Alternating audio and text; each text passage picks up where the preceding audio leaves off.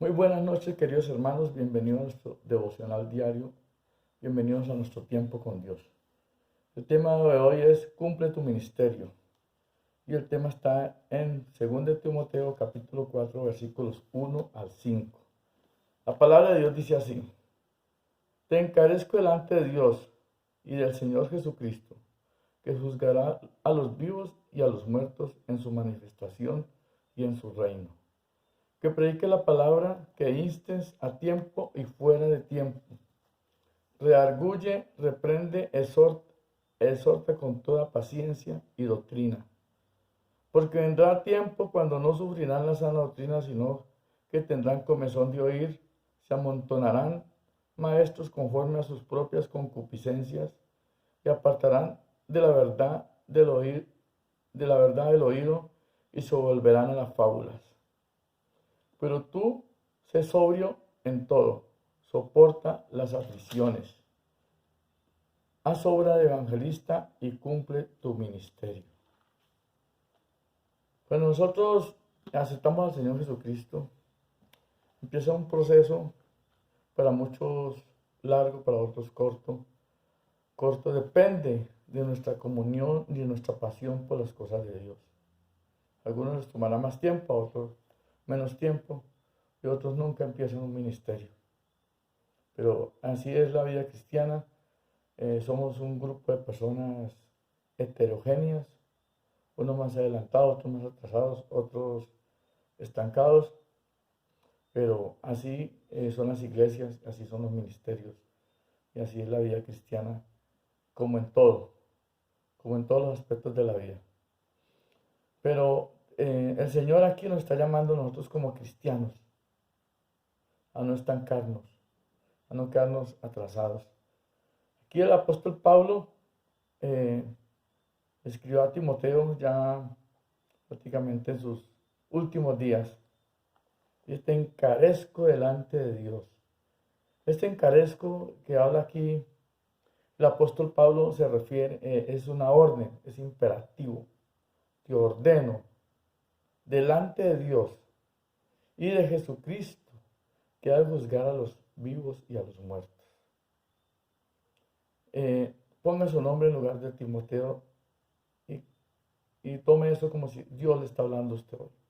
Te encarezco, Fernando, te encarezco, Anderson, te encarezco, Donaldo, delante de Dios y de Jesucristo, que juzgará a los vivos y a los muertos. ¿Sí? Que predique la palabra de Dios, que predique la palabra, que instes a tiempo y fuera de tiempo. ¿Qué quiere decir que instes? Que insistas, que eso sea algo, que eso lo hagamos con frecuencia, que lo hagamos sin importar la circunstancia, la situación, que lo hagamos a todo el momento, a tiempo y fuera de tiempo. Nosotros recordemos la gran comisión. No nos olvidemos de la gran comisión. La encontramos en Mateo 28.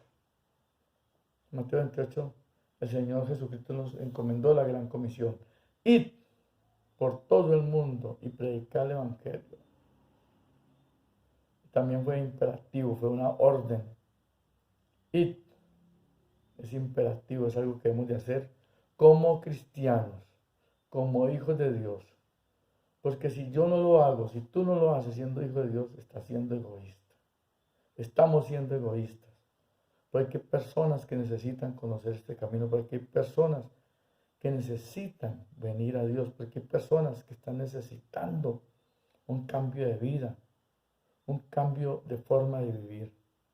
Aquí el apóstol Pablo lo tiene muy claro y se lo dice a Timoteo. Que prediques la palabra. Dios te dice hoy, predica la palabra. ¿Y cómo haces para predicar la palabra y no la lees? ¿Cómo haces para predicar la palabra y no la estudias? Entonces, como dicen por ahí, primero lo primero. Todo tiene un proceso, todo tiene una forma de hacerse. Tenemos que empezar a leer la palabra y estudiarla para poderla predicar. O sea, no puedes predicar la palabra si no la estudias, si no la lees, si no la meditas y sobre todo si no la pones en práctica. Porque por ahí dicen, hay un dicho muy popular, por ahí que dicen que el cura predica pero no aplica. Digamos aquí que el pastor predica pero no aplica. No estoy diciendo que eso sea general. No estamos diciendo que eso acontezca con todos. Lo que estoy diciendo es que nosotros para poder predicar la palabra, para poder hablarle a otros de Dios, primero tenemos que leer la palabra. Segundo, tenemos que estudiarla. Tercero, tenemos que practicarla, ponerla en práctica. La mejor forma de predicar no es hablando. La mejor forma de predicar no es diciéndole a la gente, hablándole de Dios. La mejor forma de predicar es con nuestro testimonio, con nuestra manera de vivir, con nuestra manera de actuar. Muchas veces alguien decía que nosotros somos la Biblia de nuestro vecino, de nuestro amigo que no lee la Biblia. Ellos lo están leyendo, nosotros somos cartas leídas, dice la palabra de Dios. La gente está viendo nuestros testimonios, muchas veces hacen cosas para ver cómo reaccionamos, nos provocan para ver si reaccionamos con rabia, si decimos una mala palabra, nos provocan para ver cómo actuamos, cómo reaccionamos ante determinadas situaciones. Y eso lo hacen las personas para ver si en realidad somos hijos de Dios, si en realidad estamos viviendo el Evangelio. Y muchos se aprovechan de eso. Muchos se aprovechan de esa situación de que somos cristianos y nos hacen cosas provocando que nos airemos, provocando que nos enojemos, viendo qué reacción tomamos. Recordemos, somos cartas leídas y somos la Biblia de aquel que no la lee, porque ahí ellos van a ver reflejado cómo está nuestra comunión con Dios, cómo está nuestra comunicación con Dios y si en verdad vivimos la palabra. O hablamos pura mentiras o estamos diciendo unas cosas pero hacemos otras. Recordemos que la coherencia tiene que haber, tenemos que ser coherentes. Que lo que hablamos lo practiquemos. Tiene que haber coherencia. Un cristiano incoherente es un mal testimonio.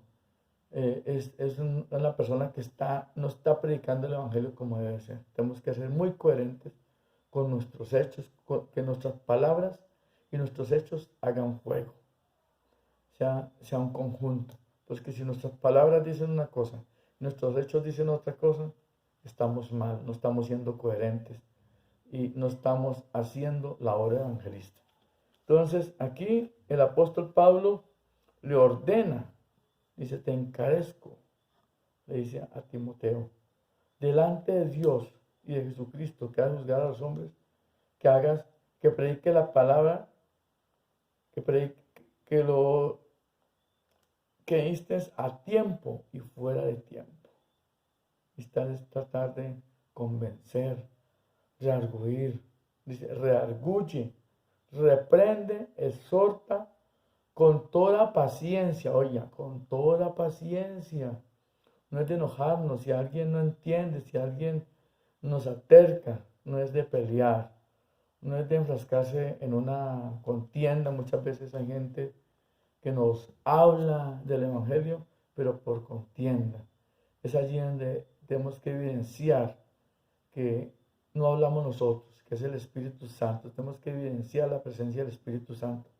Y el Espíritu Santo nos va a dar las respuestas para hablarle a estas personas que a veces se tornan difíciles, que a veces quieren polemizar.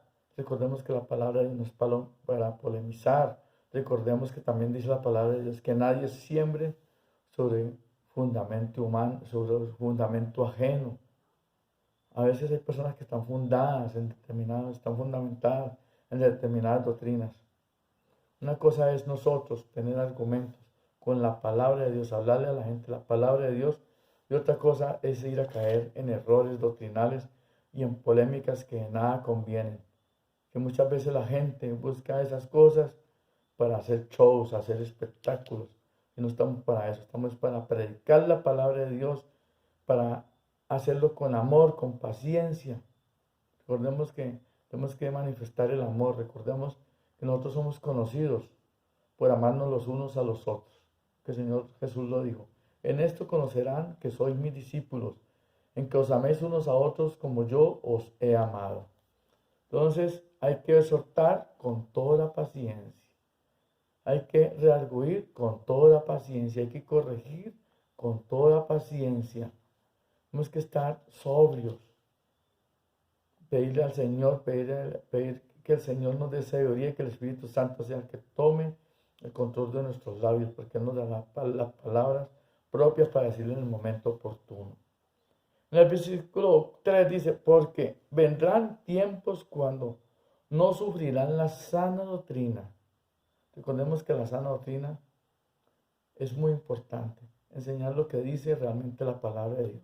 Si hay alguna enseñanza que se salga de los parámetros de Dios, de los mandatos de Dios, que no estén aquí escritas en la Biblia, es algo que constituye que no es sana doctrina. Recordemos que tiene que estar dentro de los lineamientos de Dios, dentro de los parámetros dictados por Dios, dentro de los mandatos de Dios. Si hay algo que estén enseñando que no esté alineado con la palabra de Dios, eso no es sana doctrina. Y no podemos aceptarlo y no podemos permitirlo. No podemos permitir que nos digan que algo es correcto cuando es incorrecto. No podemos permitir que se tuerzan las cosas de Dios. Tenemos que defender la sana doctrina. Tenemos que defender lo que es correcto a la luz de la palabra de Dios. Porque dice aquí que no que sufrirán la sana doctrina, sino que teniendo comezón de oír, se amontonarán maestros conforme a sus propias concupiscencias.